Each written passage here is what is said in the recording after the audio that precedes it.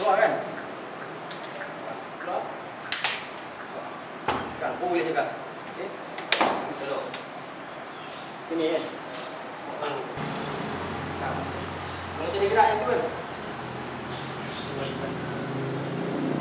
Kat tangan putih. Cucuk.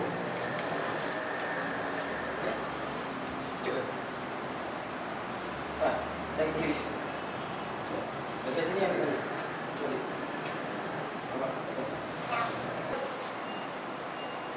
Kenapa kita rendahkan kepala? Kita tak nak bercium dengan dia. Nanti dia tumpah. Sebab tu lebih baik kita tundukkan kepala, kan? Tundukkan kepala, mana kita boleh guna kepala kita seperti kepala burung meriam pergi tu. Tahu kat sini. Okey, kita dah boleh bawa kaki. Daripada sini, okey, dari sini kita boleh jetkan. Tutup mata dia. Kenapa tutup mata dia? Supaya dia tak nampak. Benda yang boleh lipat ni. Pilih kalau tu. Oh.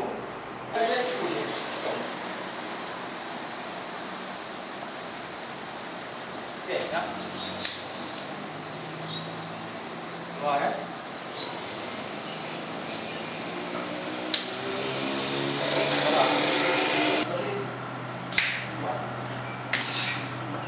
Faham nampak?